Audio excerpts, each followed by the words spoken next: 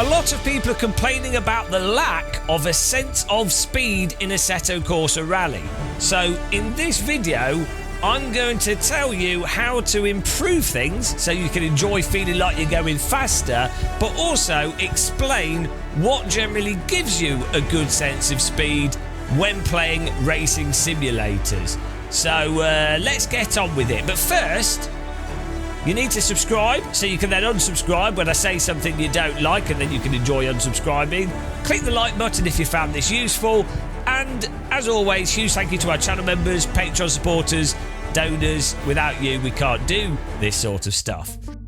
First things first, what you'll find is the default cameras in Assetto Corsa Rally have a very low field of view.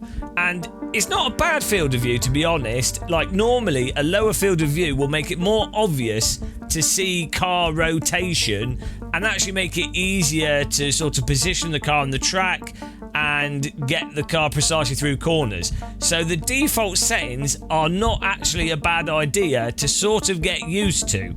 And I would say, if you are focusing on the distance and the actual track surface and how you're approaching it, you probably will notice the sense of speed being bad less because you'll be focused more on the driving.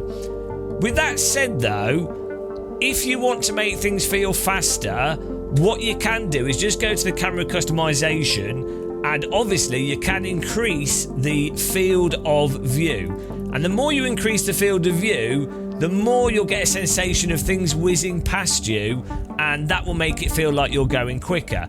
But what you'll find, if you do increase field of view, car rotation won't seem as obvious, and the track and stuff in front of you will be elongated, and everything will feel like you're going down a water slide to some degree.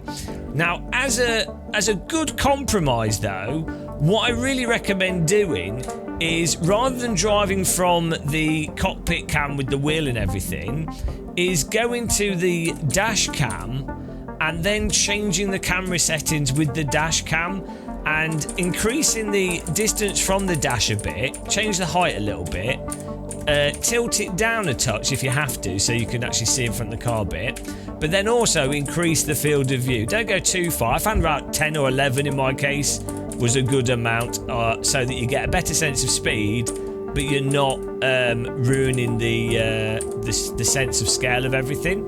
But this setting here, 11 here, 1, height 3, distance -10, that will give it a nice sense of things still being the correct field of view or close to it for what would line up generally speaking, but also getting a good sense of speed. You can obviously use calculators to set up field of view so everything is actually 1-to-1, and a lot of people like to do that, and you will find that your sim will then line up with reality if you ever do real driving, and the sense of speed will actually line up. But you know, if you're just playing for fun, you don't really have to have things set up perfectly, and at the end of the day, you're playing on a monitor, not in real life. So setting the field of view up to something that's just fun and drivable and makes sense is probably better if you're doing it for entertainment.